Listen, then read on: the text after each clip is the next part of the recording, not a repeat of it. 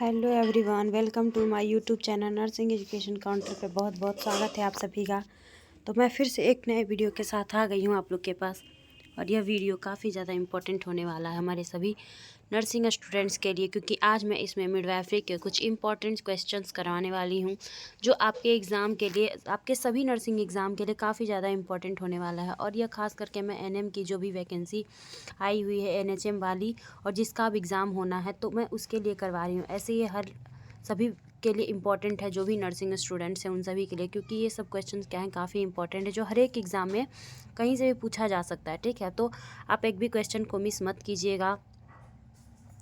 और हमारे चैनल पे अगर पहली बार आए हैं तो आप हमारे इस चैनल को सब्सक्राइब कर लीजिएगा, लाइक कर लीजिएगा हमारे इस वीडियो को, ताकि हमारा मोटिवेशन बना रहे, और शेयर कर दीजिएगा अपने फ्रेंड्स के साथ, ताकि वो लोग भी क्वेश्चन को देख सके और पढ़ सकें। ठीक है, तो आइए क्वेश्चन शुरू करते हैं। और आप कमेंट बॉक्स में कमेंट जरूर करके लास्ट में बता दीजिएगा कि आपका कितना क्वेश्चन सही हुआ टोटल में से। ठीक है, ताकि हमें पता चल सके कि आप लोग कितना जानते हैं, कितना आप लोग के पास जानकारी है। ठीक है, तो आइए शुरू करते हैं। सबसे पहले क्वेश्चन नंबर 1 क्या है, गर्भावस्था के दौरान गर्भवती महिला को कितना आयरन लेना चाहिए। जी हाँ, सबसे पहला क्वेश्चन है कि जो गर्भावस्था है उसके दौरान गर्भवती महिला को कितना आयरन लेना चाहिए। तो जी टोटल 40 mg क्या लेना चाहिए, हम लोग को आयरन लेना चाहिए, जो गर्भवती महिलाएं होती हैं उन्हें लेना चाहिए। ठीक है, नेक्स्ट क्वेश्चन देखते हैं। तो गर्भावस्था के दौरान गर्भवती महिला को कितना कैल्शियम लेना चाहिए। तो ये भी काफ़ी इंपॉर्टेंट क्वेश्चन है आपके एग्ज़ाम के लिए, और ये सारा एग्ज़ाम में आपका क्वेश्चन में पूछ चुका है। जो हमारा बीटीएससी स्टाफ नर्स का एग्ज़ाम हुआ था, इसमें ये सारे क्वेश्चन थे। ठीक है, ये क्वेश्चन थे कि गर्भावस्था के में महिला जो होती है वो उसको कितना कैल्शियम लेना चाहिए। तो आइए देखते हैं। तो 1000 मिलीग्राम, जी हाँ 1000 मिलीग्राम कितना कैल्शियम लेना चाहिए, 1000 मिलीग्राम कैल्शियम लेना चाहिए। ठीक है, आयरन 40 mg और कैल्शियम 1000 mg। ठीक है, तो आइए देखते हैं नेक्स्ट क्वेश्चन। गर्भावस्था के दौरान टीटी का प्रथम डोज कब लेना चाहिए। जी हाँ, गर्भावस्था के दौरान टीटी का जो प्रथम डोज है वो कब लेना चाहिए। ये भी काफ़ी इंपॉर्टेंट क्वेश्चन है, जो आपके एग्ज़ाम के लिए क्वेश्चन बन सकता है और VVI क्वेश्चन बन सकता है। ठीक, क्योंकि बहुत इंपॉर्टेंट क्वेश्चन है। तो आइए देखते हैं। तो 16 से 24 सप्ताह में लेना चाहिए। ठीक है, फर्स्ट जो डोज होता है टीटी का वो 16 से 24 सप्ताह में ले लेना चाहिए। ठीक है, नेक्स्ट क्वेश्चन की ओर बढ़ते हैं। गर्भावस्था के दौरान टीटी का दूसरा डोज कब लेना चाहिए। पहला तो था कि 16 से 24 महीने सप्ताह पर लेना चाहिए, दूसरा कब लेना चाहिए। तो आइए देखते हैं कि दूसरा डोज कब लेना चाहिए। तो जी हाँ 28 से 30 सप्ताह पर, मीन्स जब फर्स्ट डोज लेंगे उससे हम लोग 1 महीने बाद लेते हैं। ठीक है, 28 से 30 सप्ताह पर हम लोग लेते हैं। तो ये दोनों क्वेश्चन क्या है आपके एग्ज़ाम के लिए काफ़ी ज़्यादा इंपॉर्टेंट हो सकता है। ठीक है, तो एक भी क्वेश्चन को मिस मत कीजिएगा, और ये सारे क्वेश्चन को आप नोट कर सकते हैं अपने नोटबुक में, ताकि आपको रिवीजन करने में इजी हो, या फिर आप दोबारा करके इसको वीडियो को देख सकते हैं, जिससे कि आप क्या हो ईजिली आपको याद हो जाए क्वेश्चन। चलिए नेक्स्ट क्वेश्चन देखते हैं। गर्भावस्था के दौरान मेटाबॉलिक रेट में क्या परिवर्तन होता है। जी हाँ, गर्भावस्था के दौरान क्या होता है ना, बहुत सारे चेंजेस होते हैं बॉडी में, जैसे हमारे साइज़ शेप सब कुछ में चेंज हो जाता है। उसी तरीके से मेटाबॉलिक मतलब कि जो हमारा डाइजेशन है, मेटाबॉलिज्म है, उसमें भी कुछ परिवर्तन आते हैं। तो क्या परिवर्तन आता है, तो आइए हम लोग देखते हैं कि क्या परिवर्तन आता है। तो जो परिवर्तन होता है क्या होता है, मेटाबॉलिक रेट क्या होता है, बढ़ जाता है। मीन्स कि जो डाइजेशन का जो सिस्टम है वो क्या होता है, स्लो, लेकिन मेटाबॉलिज्म जो होता है वो धीरे धीरे इंक्रीज हो जाता है, बढ़ते जाता है। ठीक है, मेटाबॉलिज्म बढ़ जाता है। नेक्स्ट क्वेश्चन क्या है। तो गर्भावस्था की किस अवस्था के दौरान प्रथम बार स्टेथोस्कोप की सहायता से FSH सुनी जाती है। मतलब कि जो गर्भावस्था में महिला होती है तो पहली बार स्टेथोस्कोप से कब फीटस का हार्ट रेट सुना जाता है, बच्चे का जो हार्ट रेट है वो कब सुना जाता है, हृदय की गति कब सुनी जाती है।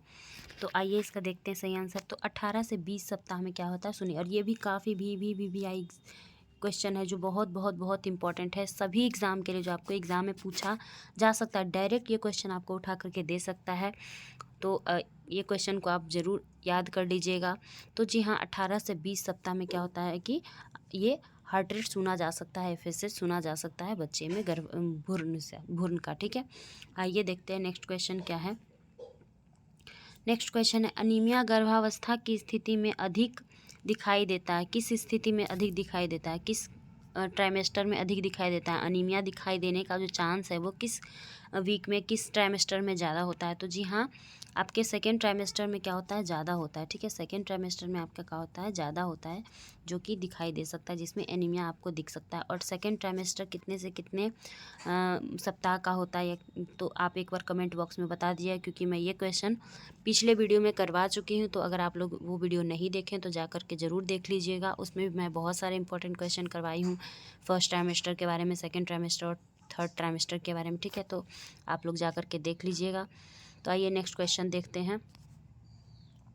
गर्भावस्था में भूख न लगना किस तिमाही में अधिक होता है? तो क्या होता है ना कि जब प्रेगनेंसी होती है उस टाइम क्या होता है कि महिलाओं को भूख लगना कम हो जाता है, या बहुत ही ज़्यादा मतलब कम भूख लगता है, ठीक है, बहुत ही कम भूख लगने लगता है। तो किस ट्राइमेस्टर में ऐसा होता है? तो ये फर्स्ट ट्राइमेस्टर में होता है। फर्स्ट ट्राइमेस्टर में क्या होता है कि क्योंकि उस टाइम क्या होता है, वोमिटिंग, उसके अलावा हेडेक वगैरह ये सब चीज़ें रहती है, ठीक है।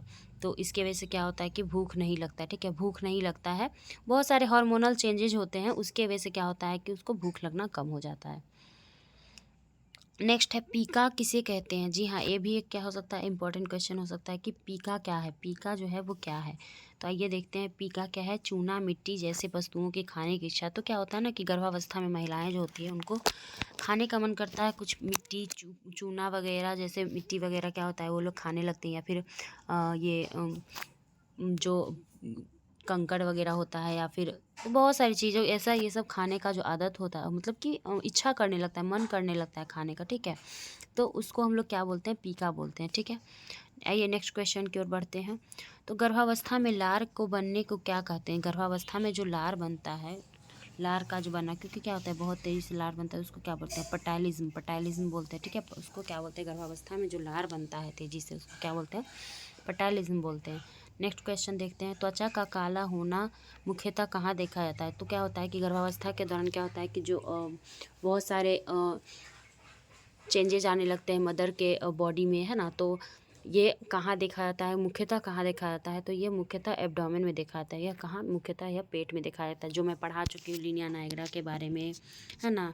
लिनियाल्वा, लीनिया नायग्रा, ये सब के बारे में पहले पढ़ा चुकी हूँ, और वो भी काफ़ी इंपॉर्टेंट है आपके एग्ज़ाम पॉइंट ऑफ व्यू से, वेरी वेरी इंपॉर्टेंट क्वेश्चन है वो सब। तो अगर आप लोगों ने नहीं देखा होगा तो पिछले वीडियो में जा कर के सारा देख लीजिएगा, क्योंकि वो बहुत बहुत बहुत इंपॉर्टेंट है। आइए नेक्स्ट क्वेश्चन देखते हैं। डिलीवरी की संभावित तिथि का सूत्र क्या है? जी हाँ, ये भी एक काफ़ी इंपॉर्टेंट क्वेश्चन हो सकता है, जो डायरेक्ट आपको एग्जाम में दे सकता है। मतलब जो डिलीवरी की संभावित तिथि होता है, EDD, expected date of delivery, उसका फॉर्मूला क्या होता है? तो ये फॉर्मूला जो होता है नेगल्स के द्वारा दिया गया है, नेगलेस सूत्र इसको बोलते हैं। तो इसका जो फॉर्मूला होता है उसको क्या बोलते हैं? तो LMP, लास्ट मेंस्ट्रुअल पीरियड से लेकर के last menstrual period plus 7 days और प्लस 9 मंथ, ठीक है। तो इसमें क्या है, ये थोड़ा सा लॉन्ग करके दे रखा है। ये मैं देखो एक और दी हुई हूँ, एक और इसमें है जो आप देख सकते हैं। देखिए EDD का 2 सूत्र दिया हुआ है। पहला सूत्र है कि अंतिम मासिक चक्र का प्रथम दिन से लेकर के 1 ईयर और से 3 मंथ घटा देंगे, ठीक है, तो 9 मंथ आ जाएगा प्लस 7 डेज। तो वही चीज़ सेम यहाँ भी लिखा हुआ है। तो आपको कंफ्यूज करने के लिए ऐसे भी एग्जामिनर दे सकता है एग्ज़ाम में, तो आप कंफ्यूज नहीं होइएगा। और इसको नेगलेस रूल्स भी बोलते हैं, ठीक है, मतलब नेगल्स का फॉर्मूला बोलते हैं। उसके बाद ADD अंतिम मासिक चक्र का प्रथम दिन प्लस 9 माह प्लस 7 दिन, ठीक है। तो ये दोनों फार्मूला था, और ये काफ़ी इंपॉर्टेंट है आपके एग्ज़ाम के लिए। इसको इग्नोर बिल्कुल भी मत कीजिएगा ये, क्योंकि बहुत बहुत बहुत ही इंपॉर्टेंट है। चलिए आइए नेक्स्ट क्वेश्चन देखते हैं। नेक्स्ट क्वेश्चन है हमारा, नींद आना नहीं आना को मेडिकल टर्म में क्या कहते हैं? नींद नहीं आना, जो बहुत सारी महिलाएं क्या होती है जिनको प्रेगनेंसी के दौरान नींद नहीं आता है, ठीक है, तो उनको उसको मेडिकल टर्म में क्या बोलते हैं? ऐसे तो आते तो बोलती है कि नींद नहीं आ रही है, ठीक है, लेकिन आपको, हम लोग को मेडिकल, क्योंकि हम लोग क्या है मेडिकल फील्ड के स्टूडेंट हैं, तो हम लोग को पता होना चाहिए कि उसको मेडिकली रूप से क्या बोलते हैं, ठीक है, नींद नहीं आना को। तो डॉक्टर क्या लिखते हैं? इंसोम्निया, मतलब क्या होता है कि नींद नहीं आना, इंसोम्निया बोलते हैं, ठीक है, इंसोम्निया, इंसोम्निया। और ये भी काफ़ी इंपॉर्टेंट हो सकता है आपके एग्ज़ाम के लिए, इसलिए मैं सोची कि मैं बता देती हूँ। नेक्स्ट क्वेश्चन है, 20 नवंबर 2021 को अंतिम मासिक चक्र का रिपोर्ट करने वाली माँ के लिए EDD की गणना करें। जी हाँ, तो क्या है कि एक महिला है जो प्रेग्नेंट है, ठीक है, और उसका जो अंतिम मासिक चक्र है वो कितना तारीख को आया था? 20 ख़त्म हुआ था 20 नवंबर 2021, ठीक है। तो 20 को आया था, ठीक है। तो उसका रिपोर्ट करना है कि ईडीडी की गणना, मतलब इसमें आपको ईडीडी निकालना है, एक्सपेक्टेड डेट ऑफ डिलीवरी, जो अभी मैं सूत्र बताई उस पर आपको निकालना है कि कितना होता है, ठीक है, कितना आएगा। तो ईडीडी निकालते हैं तो उसका फॉर्मूला क्या होता है, ईडीडी का फॉर्मूला होता है हमारा एलएमपी लास्ट मेंस्ट्रुअल पीरियड और प्लस उसमें 9 मंथ और प्लस उसमें 7 डेज, ठीक है। तो आइए निकालते हैं। तो एलएमपी कितना दिया हुआ है, 20 तारीख को दिया हुआ है, ठीक है, 20 तारीख को लास्ट आया था। उसके बाद 9 मंथ, तो इसके बाद हम 9 मंथ 2021 नवंबर था ये, तो नवंबर के बाद हम लोग दिसंबर लिखेंगे, ठीक है। LMP plus 7 month, sorry 9 month plus 7 days, ठीक है। तो यहाँ पे हम लोग लास्ट आया था 20 नवंबर को, ठीक है, नवंबर को। इसके बाद 9 मंथ, तो कितना हो जाएगा, दिसंबर जनवरी फरवरी मार्च अप्रैल मई, तो हो जाएगा अगस्त, ठीक है, अगस्त हो जाएगा।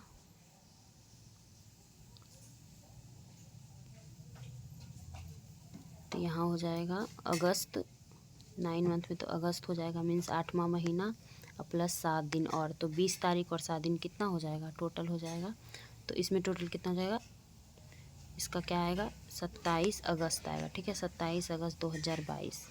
कैसे, तो एलएमपी था, एलएमपी कब था, 20 तारीख को था, ठीक है। तो और उसके बाद 7 दिन था, ठीक है, 9 मंथ था और प्लस 7 डेज था। तो इतना में एलएमपी इतना था, उससे हम लोग 9 मंथ और जोड़े तो हो गया, यहाँ पे आ गया अगस्त, और 7 दिन और जोड़े तो 20 में 7, तो 27 अगस्त हो गया, ठीक है।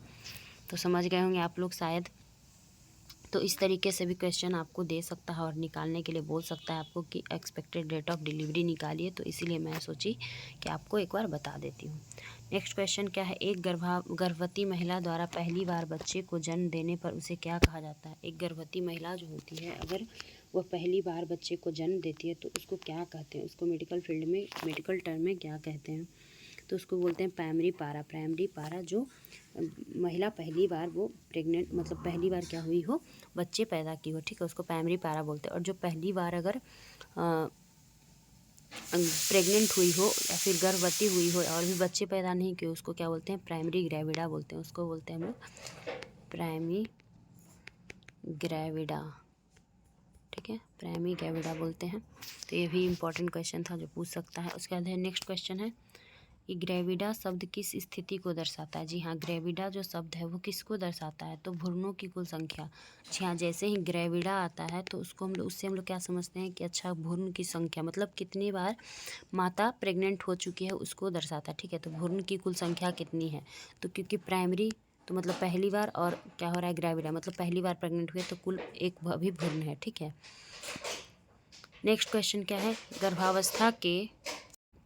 गर्भावस्था के किस तिमाही में भ्रूण का वजन तेजी से बढ़ता है। तो जी हाँ, ये भी एक इम्पॉर्टेंट क्वेश्चन हो सकता है। गर्भावस्था के किस तिमाही में, किस ट्राइमेस्टर में भ्रूण का सबसे ज़्यादा विकास होता है। तो जी हाँ, सेकेंड ट्राइमेस्टर के दौरान क्या होता है कि बहुत तेज़ी से विकास होना शुरू हो जाता है। बच्चे का जो विकास होता है वो सबसे ज़्यादा शुरू हो जाता है सेकेंड ट्राइमेस्टर में, वजन तेज़ी से बढ़ने लग जाता है, ठीक है। नेक्स्ट क्वेश्चन है, समय से पूर्व जन्म का आदर्श समय क्या है। समय से पूर्व मतलब मान लीजिए कि कोई दिक्कत है जिससे कि क्या है कि बच्चे को समय से पहले ही जन्म करवाना है, तो सबसे अच्छा समय कौन सा हो सकता है जिसमें कि बेबी को डिलीवर कर सकती है, ठीक है। तो ये होगा 37 सप्ताह के बाद। तो जी हाँ, 37 सप्ताह, जब 37 सप्ताह हो जाएगा उसके बाद क्या होगा कि आप बच्चे को, अगर बच्चे को आप डिलीवर कर सकते हैं, ठीक है। अगर कोई प्रॉब्लम हो रहा है, मदर को कोई कॉम्प्लिकेशन है या बच्चे को कोई कॉम्प्लिकेशन है, तो क्या कर सकती है वो 37 वीक के बाद वो प्रेग्नेंट लेडी अपने बच्चे को जन्म दे सकती है, ठीक है। इसको हम लोग समय से पूर्व जन्म कहते हैं। नेक्स्ट क्वेश्चन, ये भी काफ़ी इंपॉर्टेंट क्वेश्चन था आपके एग्ज़ाम के लिए जो पूछ सकता है आपको, ठीक है। नेक्स्ट क्वेश्चन क्या है, भ्रूण की एफएसएच गति कितनी होती है। भ्रूण की एफएसएच गति कितनी होती है, तो ये आपको बताना है कमेंट बॉक्स में कि जो भ्रूण की हृदय गति होती है वो कितनी होती है, कितनी होती है भ्रूण की हृदय गति। इसके बाद नेक्स्ट क्वेश्चन है, गर्भवती महिला का यूट्रस 6 सप्ताह में आकृति का हो जाता है।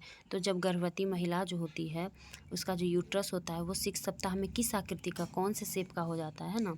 तो ये भी आपके लिए इम्पोर्टेंट हो सकता है कि 6 सप्ताह में किस शेप आकृति का हो जाता है। उसके अलावा फिर 9 सप्ताह में कितने आकृति का हो जाता है, 6 सप्ताह में कितने होता है, अंडे की आकृति का हो जाता है, मीन्स एग के अंडे के जैसा, ठीक है। एक मुर्गी का जो एग होता है ना, मुर्गी का जो एग, उसके हेन एग, ठीक है, हेन्स एग के जैसा हो जाता है, ठीक है। उसके बाद इसी तरीके से आपको पूछ सकता है क्वेश्चन की जो 8 मंथ में किसके 8 वीक में किसके जैसा हो जाता है, सॉरी मंथ नहीं वीक, 8 वीक में किसके जैसा हो जाता है, तो ये हो जाएगा क्रिकेट के बॉल, जो क्रिकेट का बॉल होता है उसके शेप का हो जाता है यूट्रस। यूट्रस जो होता है वो क्या किसके शेप का हो जाता है, यूट्रस जो होता है वो किसके शेप का हो जाता है, तो यूट्रस हो जाता है आपको 8 वीक में क्रिकेट के बॉल जैसा, ठीक है, जो क्रिकेट का बॉल होता है ना उसके जैसा हो जाता है, ठीक है।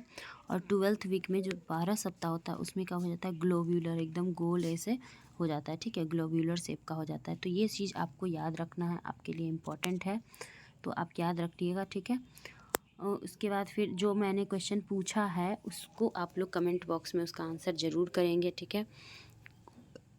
ज़रूर आप लोग उस कमेंट कर दीजिएगा ताकि हमें पता चल सके कि आप लोग कितने लोग हमारे इस वीडियो को कंप्लीट देखते हैं, ठीक है। और ये क्योंकि जो मैं क्वेश्चन पूछी थी वो क्वेश्चन मैं बता चुकी हूँ आपको, पहले ही क्वेश्चन करवा चुकी हूँ अपने दूसरे वीडियो में, तो जो नहीं देखे होंगे वो सारे जा कर के वीडियो देख लीजिएगा, कंप्लीट वीडियो को ज़रूर देख लीजिएगा। और यहाँ तक आए हैं तो सब्सक्राइब ज़रूर कर लीजिएगा हमारे चैनल को, लाइक कर दीजिएगा हमारे इस वीडियो को और शेयर कर दीजिएगा अपने फ्रेंड्स के साथ, ताकि इसी तरीके का उनको MCQs, इम्पॉर्टेंट MCQs मिलते रहे, ठीक है। Thank you so much, complete video में बने रहने के लिए बहुत बहुत धन्यवाद।